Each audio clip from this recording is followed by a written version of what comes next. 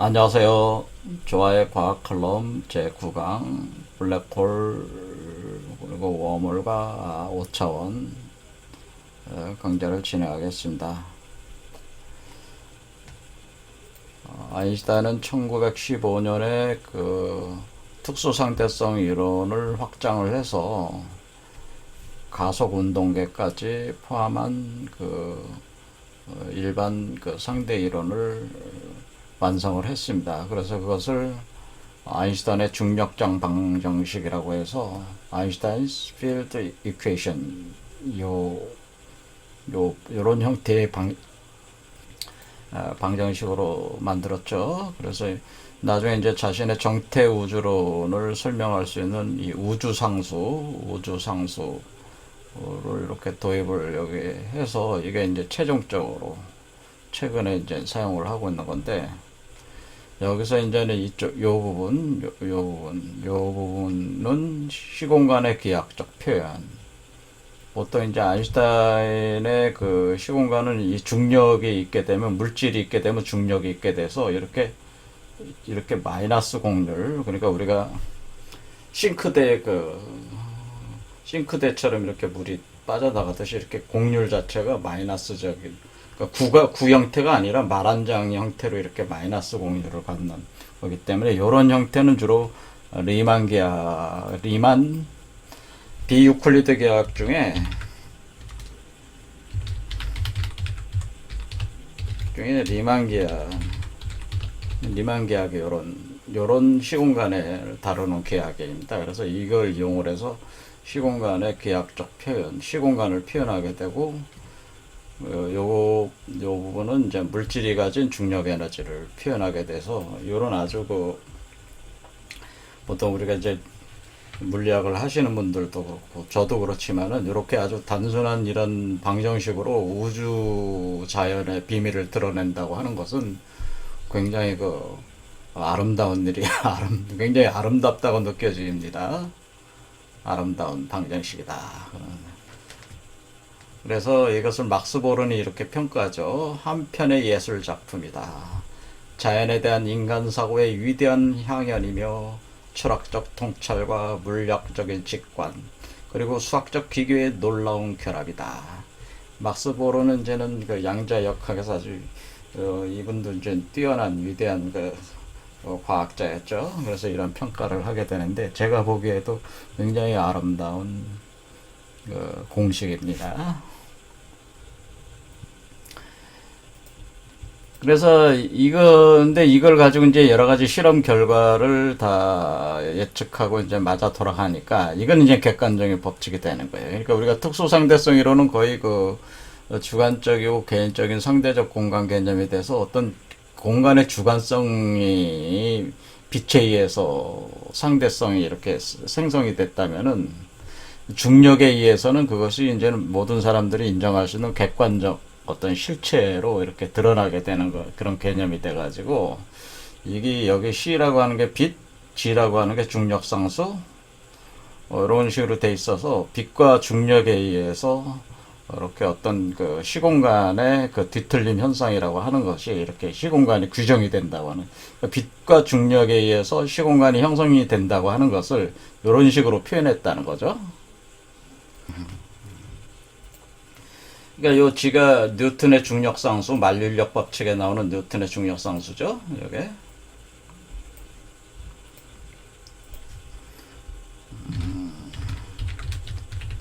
그러니까 뉴턴 역학도 포함을 하는 거예요. 다 포함해서 다 설명을 다 할 수가 있죠. 요거 가지고 요거 C는 이제 빛의 속도니까,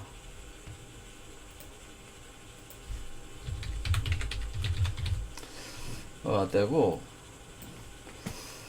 그러니까 결국 중력과 빛에 의해서 시공간이 형성이 된다고, 뒤틀린 시공간이 형성이 되는 걸 표현한 거예요. 그러니까 여기 시공간이. 그 다음에 요거가 이제 들어온 거는 요즘에 요게 이제는 우주상수로 이게 이제 얘기가 되면서, 요즘에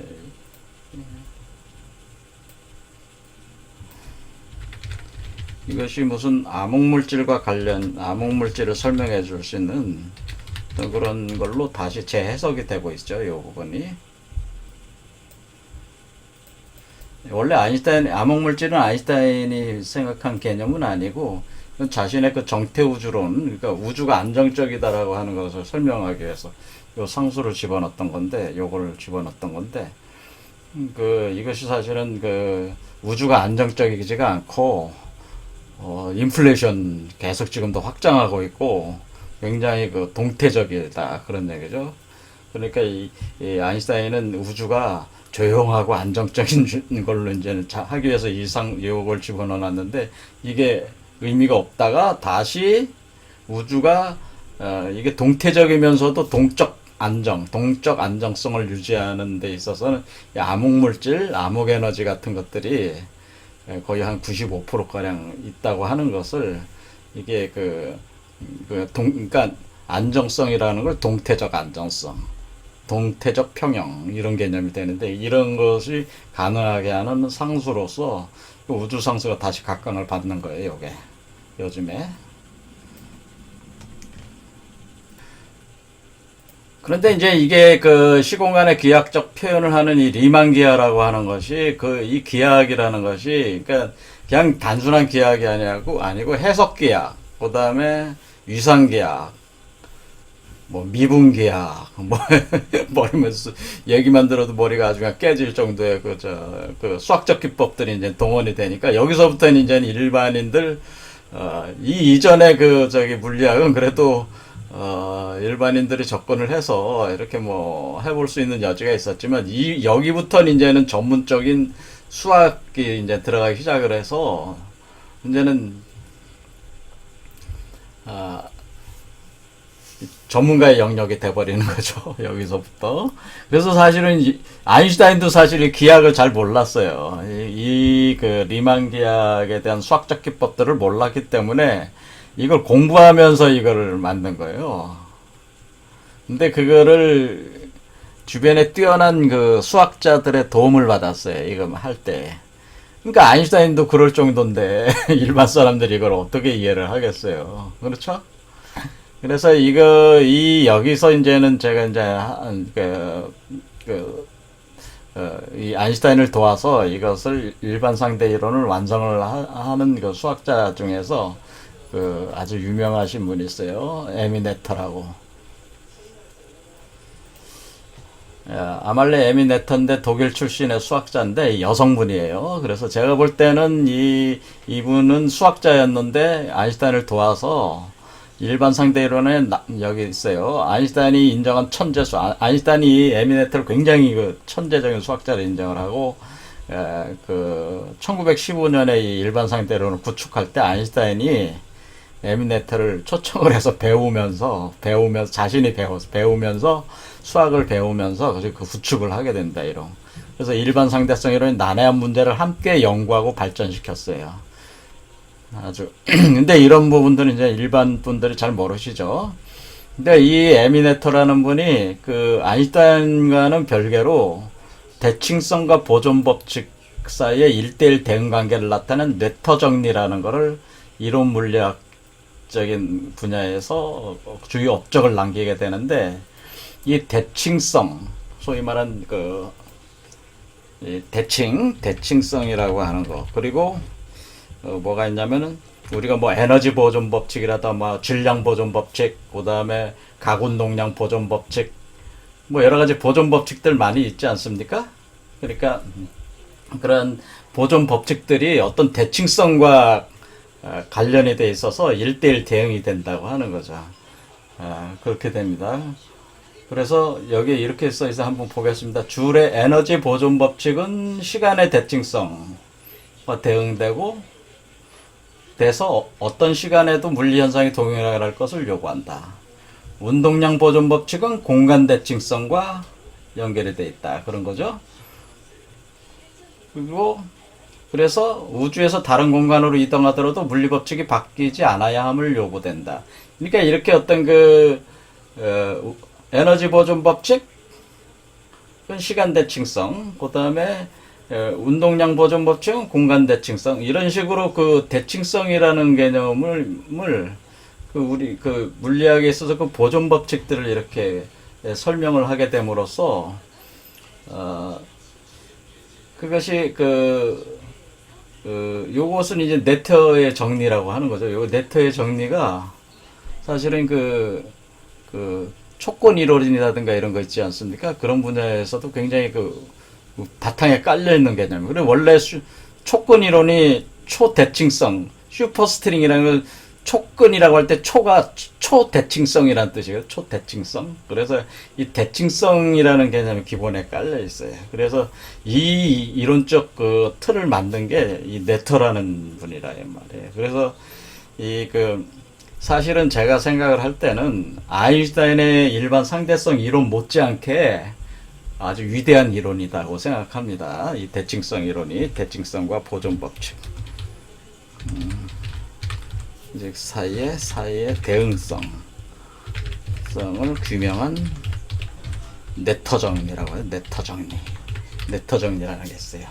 저도 이제 전문가는 아니니까 이 분야에서, 그런데 제가 이제 직관적으로 느끼기에 이게 아주 위대한, 그래서 이 우주가 이제 파생된 건 대칭성이 깨지면서부터 이 우주가 생성이 되는 거거든요. 그래서 이 기본 개념을 구축한, 이렇게 정리시켜서 하신 분이 에미 네터인데, 이분이 여성과학자예요. 여성 수학자지, 사실은. 그리고 아인슈타인이 사실은 이 여성분한테 배운 거, 사실 이 리만기아나 이런 것들을, 기하학적인 걸 이 여성 한 분한테 배운 건 아니지만 여러 사람의 도움을 얻어서 일반 상대 이론을 구축을 하게 된 겁니다. 그러니까 이건 역시 그러니까 아인슈타인이 100%가 아니고 제가 90%라고 얘기한 거죠. 여기 일반 상대 일성 이론의 구축 작업에는 아인슈타인뿐만 아니라 또 몇 분의 아주 중요한 수학자들이 또 이렇게 도움을 받아서 이것을 구축을 한 거기 때문에 제가 한 90%다 이거죠. 아인슈타인의 기여가. 그리고 그에 못지않게 네터 정리는 이 아인슈타인의 일반 상대성 못지않은 매우 위대한 이론이다라고 하는 겁니다. 근데 이것이 이제 전문가의 영역이다 보니까 사람들은 또 아인슈타인 이론은 현실적으로 이렇게 수성 근일점 운동이라든가 태양 가까이 빛이 휜다든가 이런 예측성, 실험적 증명을 통해서 굉장히 대중적으로 많이 알려지는 게 이제 일반 상대성 이론이고, 이거는 이제 전문적인 영역이다 보니까 사람들이 잘 모르는데 사실 엄청난 기여를 했다 그거죠. 근데 이제는 아인슈타인이 이런 식으로 이제는 하면서 이때부터 이제 본격적으로 이제는 엄청난 수학적인 어떤 수련이 돼 있는 사람만이 이제는 이 물리학을 할 수가 있는 상태가 돼 버렸어요. 그러니까 이제는 굉장히 심오한 수학적 수련을 통해서 그것을, 그러니까 이런 얘기가 있어요. 뭐냐면은 양자역학에 관련된 얘기지만은, 제가 이제 학교 양자역학 배울 때 교수가 그런 얘기를 해요. 나는 학생들이 양자역학을 이해를 해서 양자역학을 잘하는 것 같지는 않은데 이렇게 수학은 잘 풀더라 그런 얘기를 하는 거예요. 그러니까 수학은 그냥 양자역학의 의미가 어떻다 저렇다 저처럼 이렇게 철학적인 이런 거 작업 안 하고 그냥 수학으로 푸는 거예요. 수학으로. 규칙과 논리로 그냥 쭉쭉 풀어나가니까 양자역학을 정말 잘 아는 것처럼 보인다 이거죠. 하지만 양자역학의 의미는 아는 건 아닌 것 같다 이거죠. 그러니까 그런 고백을 하게 되는 거죠. 그러니까 이게 수학이라고 하는 것이 우주 자연의 어떤 법칙을 규명하는 아주 핵심적인 도구라고 하는 거죠. 근데 이런 부분을 제가 처음 이 강의를 할 때부터 질문을 하나 계속 해온 게 있어요. 근데 왜 동아시아 사람들은 수학을 발전을 안 시켰을까요? 이 점이 왜 그랬을까요? 왜 이렇게 유별나게 이쪽 그리스 문화 바탕을 둔 이쪽에서만 이렇게 수학이라는 기법을 통해서 우주자연을 풀어나가고 해석하는 것들이 왜 여기만 유독이 발전을 이렇게 해왔고, 왜 동양권에서는 이 수단을 적극적으로 발전시킬 생각을 안 했냐 이거죠. 그렇죠? 자, 그거는 이제는 계속 의문을 가지고 있으면 좋겠다 그런 얘기입니다. 어쨌든 간에 이 수학이라는 것은 이제는 누구도 이제 범접할, 일반 사람들은 이제는 이 수학을 좋아하지 않는 사람들은 이제 이거 할 수가 없는 거야, 여기서부터는. 너무나 고강한 수학적 수준으로 이제 하니까. 이거 사람들이 앉아서, 물리학자들이 앉아서 하는 게 뭐냐면은, 여기들은 이 방정식 푸는 작업하는, 맨날 이 방정식 가지고 그냥 뜯었다 붙였다 하는 거, 그거 하는 거예요, 계속. 그러니까 여기 이제 리만기야 이거 가지고 뜯었다 붙였다 하면서 이걸 이제 차원 개념으로 이제 확장하는.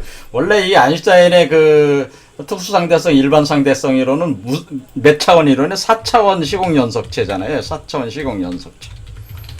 그러니까 4차원이라고 하는 것은 3차원 공간과 1차원 시간적 요소들을 이렇게 공간과 시간이 서로 둘이 아니라 하나로 돼 있어서 그것이 시공 연속체를 구성한다. 그런 개념이잖아요.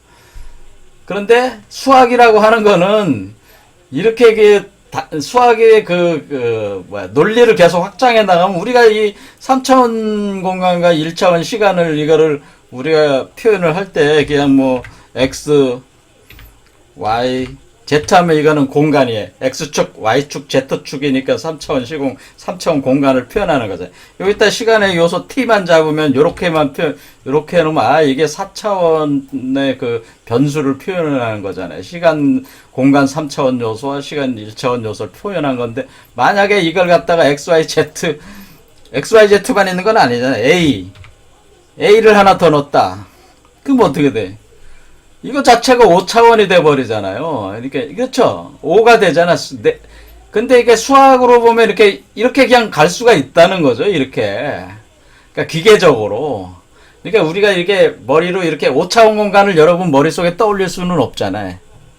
그렇죠? 5차원 공간을 떠올릴 수 있어요? 사람이 경험하고 있는 게 지금 3차원 시공간이야, 사실은. 그러니까, 그거는 어느 정도 감지는 되는데, 이 변수 하나가 더 들어가서 5차원이라면, 그 도대체 어떤 형상을 생각하기 어렵단 말이야. 하지만은, 수학은 그냥 변수를 단순히 넣어버리면은, 뭐 이렇게 놓으면 6차원도 되고, B를 놓으면, C를 내면은, 7차원도 되고, 이렇게 이제 차원이 이렇게 늘어날 수 있는 거죠. 변수를 늘어나는 거니까, 늘어나는 변수에 따라서 이 기하, 풀어지는 게 굉장히 복잡하겠지만 이 텐서 이런 것도 이제 복잡해지겠지만은 어쨌거나 수학을 푸는 거나 마찬가지가 되고요. 수학을 푸는, 그러니까 머릿속을 이렇게 형상화시킬 수 없더라도 수학적인 표현으로 계속 풀어 나갈 수는 있다 이거예요. 이렇게 돼버려. 그러면서 차원의 개념이 이제 우리가 4차원이 아니라 5차원, 6차원, 7차원, 8차원, 9차원, 10차원 이런 식으로. 그래서 나중에 이제는 어느 정도 가냐면 이제 중력과 전자기력, 강력, 양력을 다 합하려면은 10차원 촉근 이론으로 이제는 합하게 된다. 그래서 10차원 이론까지 이제 나오게 되는 겁니다. 그래서 차원 이론이 이제, 그러니까 이게 기하학적 표현으로 들어가다 보니까 이제 차원 개념이 이제는 우리가 4차원 이상의 것을 이렇게 기계적으로, 수학적으로 이렇게 풀 수가 있으니까 차원 개념들이 이제 서서히 이제는 들어오기 시작하는 거죠. 이렇게 되는 겁니다. 그러니까 이제는 이거는 타고난 수학적 능력, 계산 능력을 가진 사람이 이런 거를 할 수가 있어요. 자, 어쨌거나 차원 개념은 굉장히 중요한데, 여기서 이제 시작을 한다, 이렇게 보시면 되는 거죠. 그래서 어쨌거나 아인슈타인은 이 정태적 우주론을 생각을 했습니다. 큰 변동이 없는, 그러니까 아인슈타인은 플라톤주의자였어요. 사실은 아인슈타인이. 제가 이제 철학적으로 보면 아인슈타인은 플라톤주의자예요.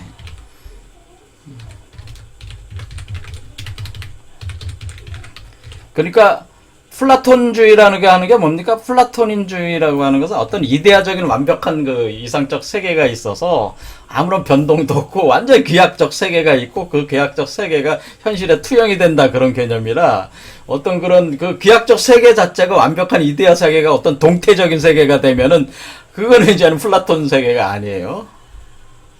그렇게 된다. 그런 건 그리스 철학적 개념은 헤라클레이토스인가 철학자 있어요. 불의 철학자 있어요. 그런 사람들 같은 변증법적 철학자들이 주로 그 플라톤주의자하고는 이제 반대쪽에 서 있는 사람들은 그런 개념으로 가지만은 플라톤주의는 정태적인 귀약적으로 완전히 그냥 딱 고정되어 있는 개념의 이데아관 그것을 가지고 있어서 아인슈타인은 그런 속성을 가진 사람이에요. 그래서 이 사람은 이 방정식을 만들었을 때 얼마나 자기가 기뻤겠어요. 완전히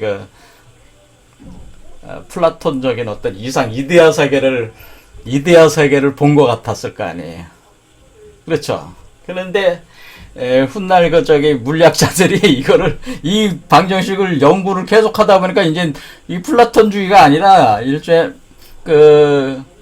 굉장히 동태적인 우주 물리학으로 이제 전개가 되면서 거기서부터 이제 뭐가 나오기 시작하냐면 이렇게 지금 아인슈타인이 한 거는 요 정도죠. 요렇게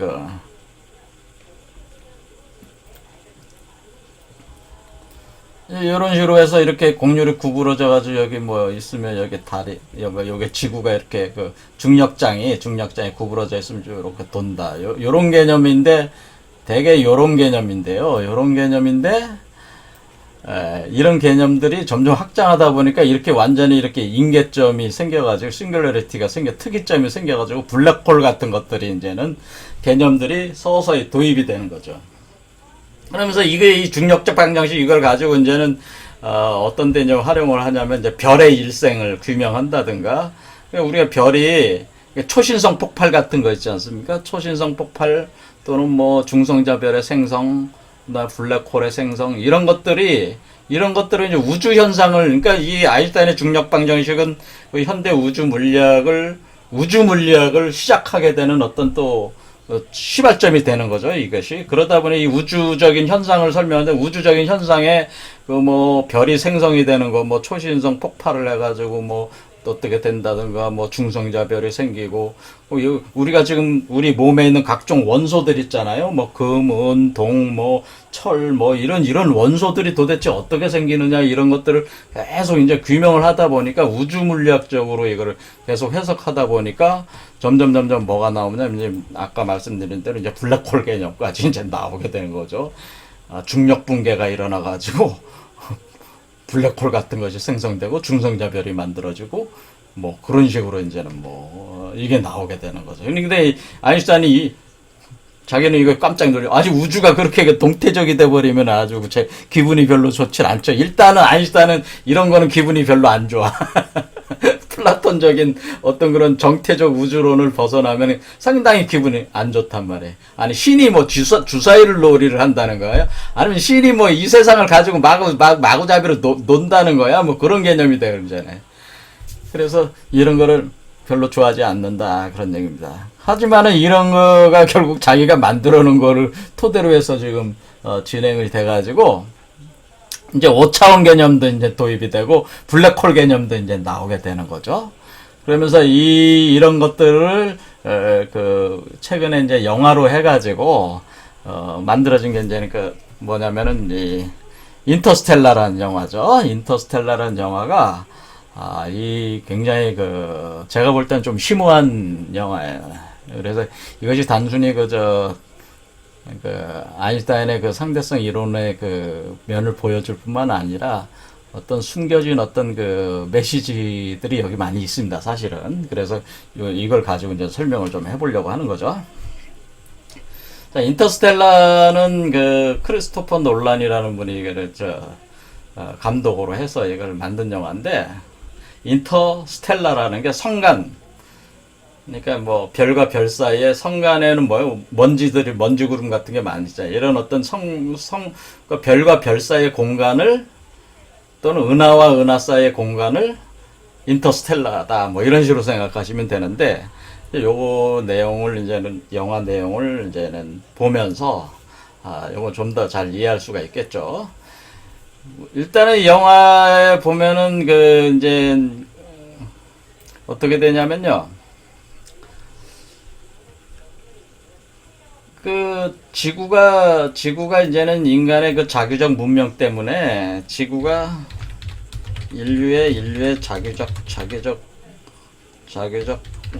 문명 전개로 황폐화가 되기 시작하는 거죠. 그래서 기후 변화가 일어나 가지고 더 이상 이 지구에서는 지구를 버려야 된다.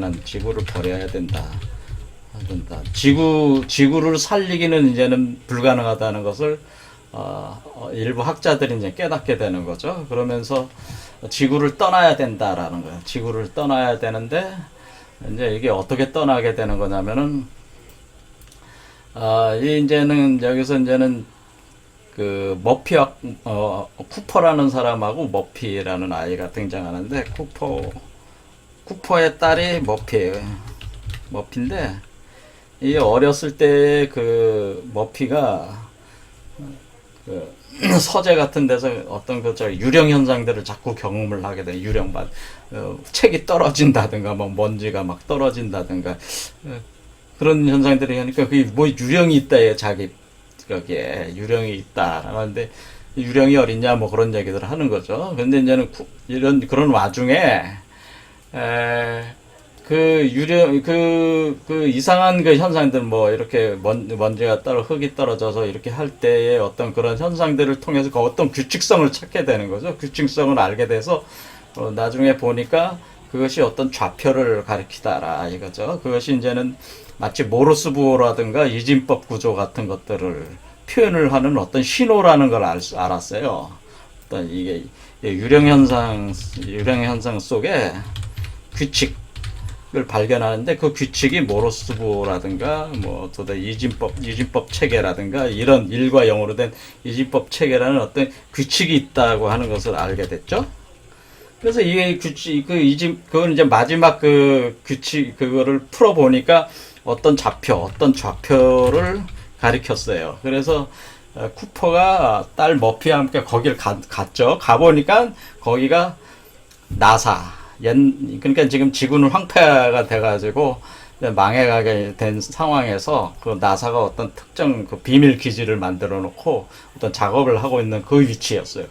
그래서 거기 가서 보니까 이제 거기서 이제는 하는 게 거기서도 이제 뭐냐면은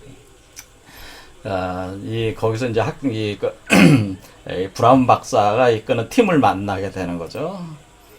브라운 박사가 이끄는 팀을 만난다 이런 겁니다.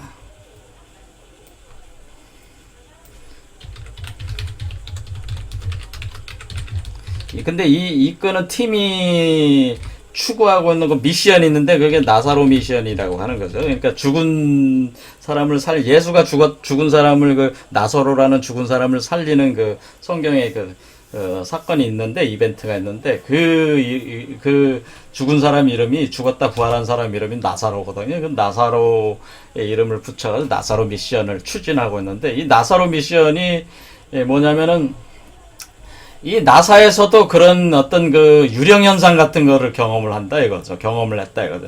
왜냐면 여기 이제 이런 거죠. 50년 전쯤에 그러니까 그 유령 현상을 이제 나사로에서는 중력 이상 현상으로 감지를 했다 이거죠. 50년 전쯤에 중력 이상 현상이 생겼다. 자, 우리가 일반 상대성 이론이 뭡니까? 빛과 중력을 다루는 건데 지금 주인공은 사실 중력이죠. 중력이 사실은 그러니까 중력적 입장에서 빛을 통합해낸 이론이라고 볼 수 있는데 이 중력 이론입니다. 그래서 중력에 대한 영화가 사실은 그 인터스텔라예요. 그래서 이제 이 중력 이상 현상이 발생을 하고 있다. 근데 대기권에서 중력 이상 현상이 시작을 했다. 대부분 대기권 위쪽에 사소한 변화가 있다가 웜홀이 48년 전에 웜홀이 나타났다는 거예요. 웜홀의 등장이라는.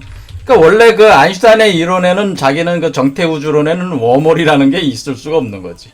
근데 이제 블랙홀이 나오면서 사람들의 상상력이 어떻게 갑니까? 블랙홀이 있으면은 화이트홀도 있을 것이고, 블랙홀, 웜홀, 화이트홀 구조가 있을 것이다. 이런 식으로 생각하게 되는 거죠.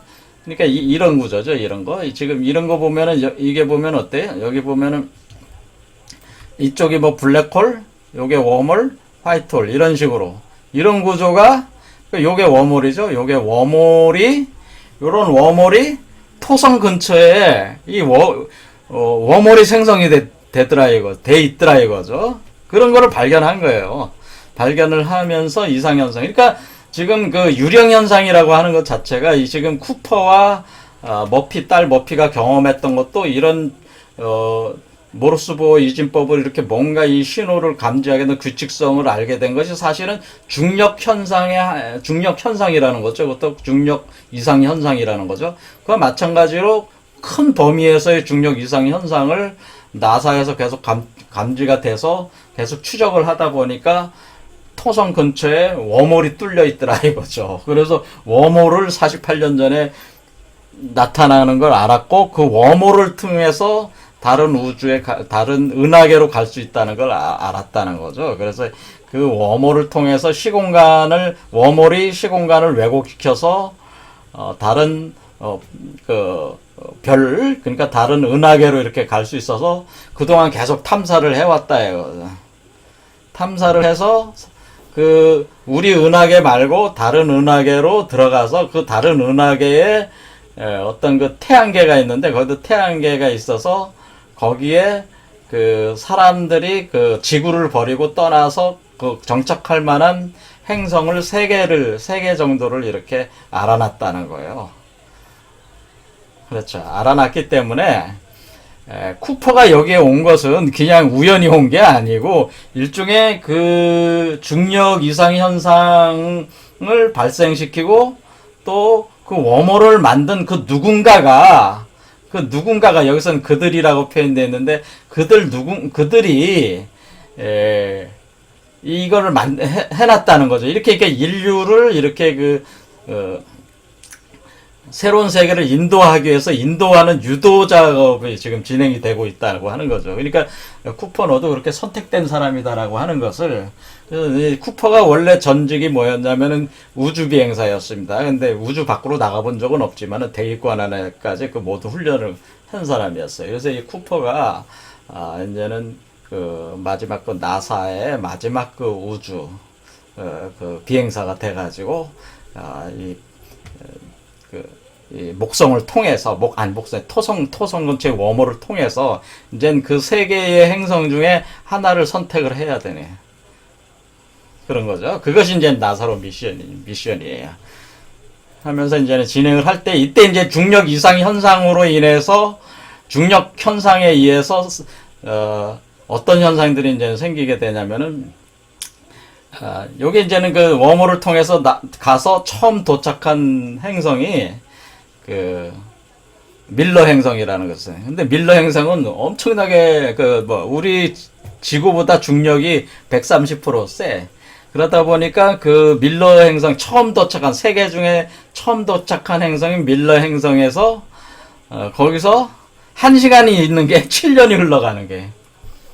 그러니까 여기 보면은 저 행성에서 보내는 시간이 지구 시간으로는 7년이다 이거예요. 그래서 밀러 행성에 가서 사람이 살기에 적합한지 가서 봅니다. 보고 그러니까 지구 중력의 130%다. 130%인데 여기서 1시간만 머물러도 7년인데 여기서 더 오래 머물렀어요. 그래서 대기권에 이 행성 바깥에 이 흑인 과학자 이제 블랙홀 전문 과학자인데 이 과학자가 여기서 이제 행성으로 보내기 전에는 이 과학자가 굉장히 젊은 상태였어요. 어렸어요. 젊은 상태였는데 이렇게 젊은 상태였어요. 이렇게 젊어서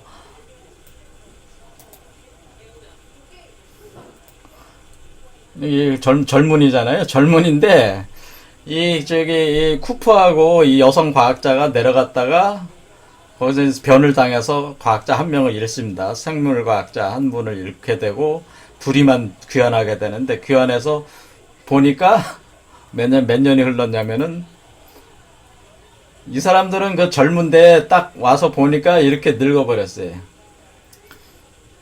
이게 이제 아까 그 젊은 흑인 과학자죠. 흑인 과학자 이게 늙어가지고 그러니까 그 행성 바깥에 있었는데 그러니까 올라와서 몇 년 흘렀냐니까 23년 4개월 흘렸다네.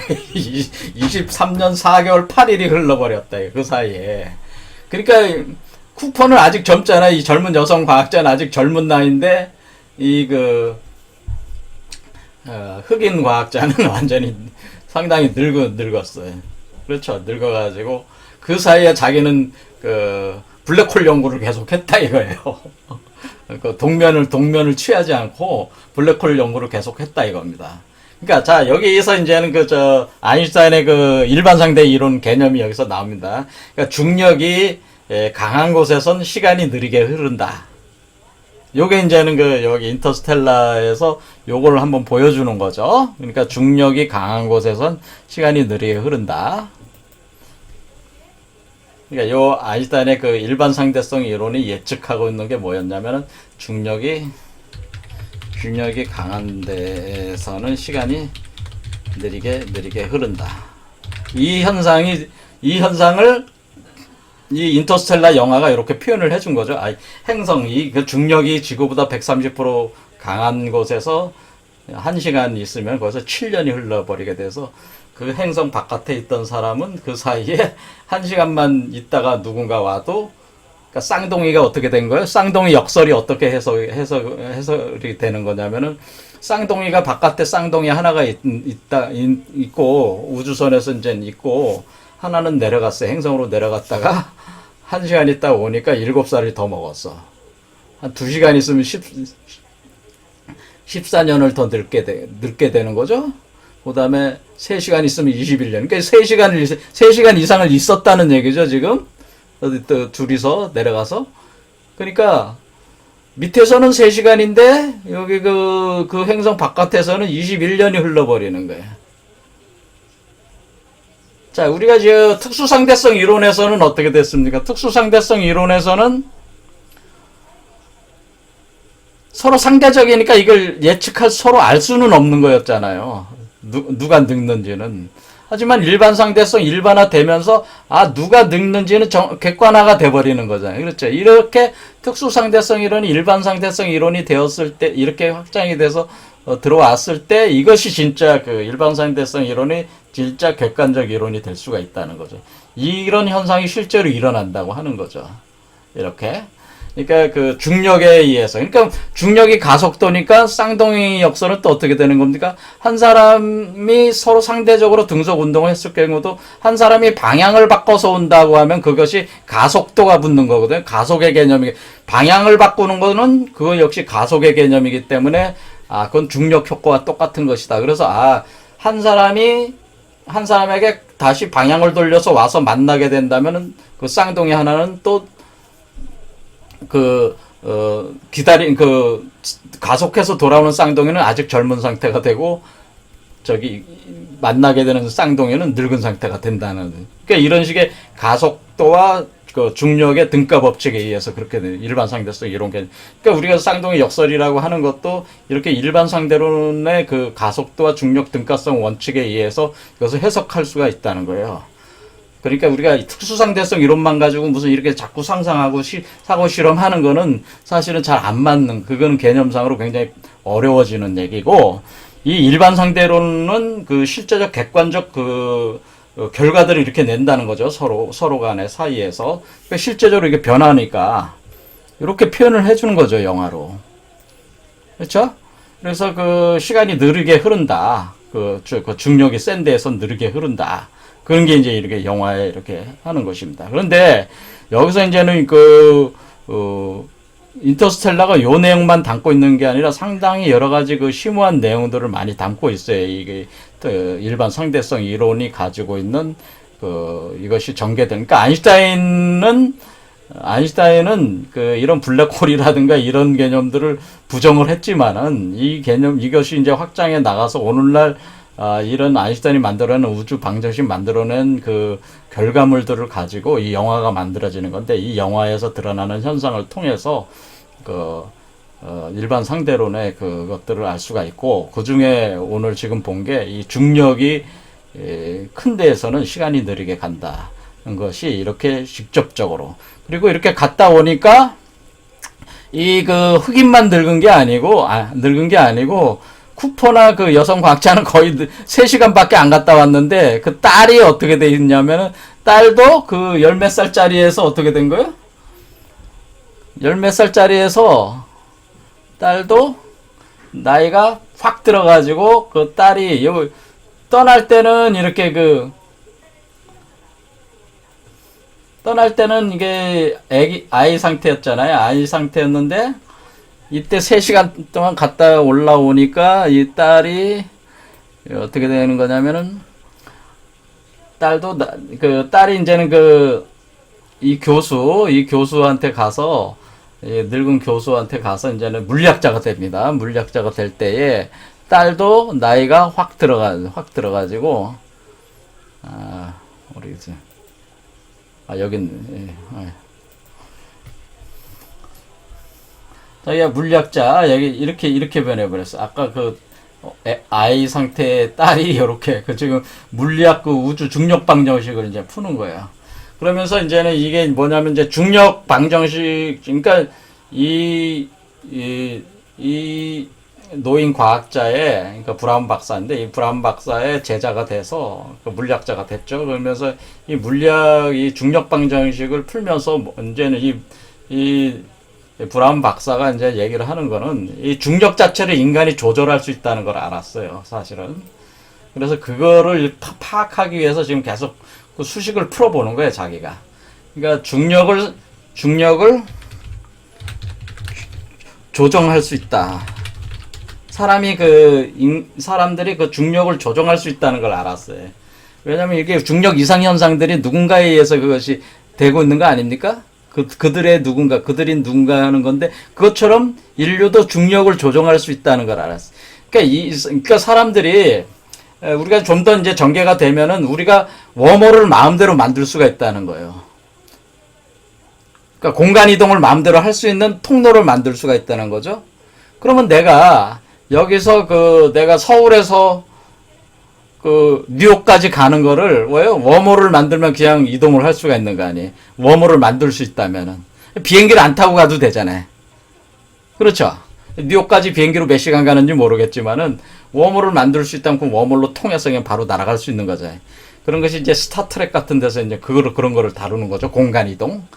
그렇죠. 그러니까 중력의 변화를 이렇게 줄 수가 있다는 거죠. 중력의 그 변화를 줌으로써 웜홀 공간을 뚫어서 이동할 수 있다고 하는 거를 브라운 박사가 알아서 그걸 계속 이제는 연구를 하는 거죠. 풀기 위해서. 아직 풀지는 못하고 있는데, 요런 중에 이 여자아이가 이렇게 이제 여성 과학자가 다 돼가지고 3시간 갔다 왔더니 여성 과학자는, 이 지구에 있는 여성 과학자는 또 이렇게 나이가 많이 들은 과학자로 성장해 있다. 그 얘기입니다. 자, 여기까지입니다. 오늘 여기까지 하고, 내 다음 시간에 또 이 인터스텔라, 여기 이제 차원 이론이라든가 그런 것 나오니까, 그 차원 이론이 중요하기 때문에, 그거까지 봐야 되니까, 다음 시간에 또 하겠습니다.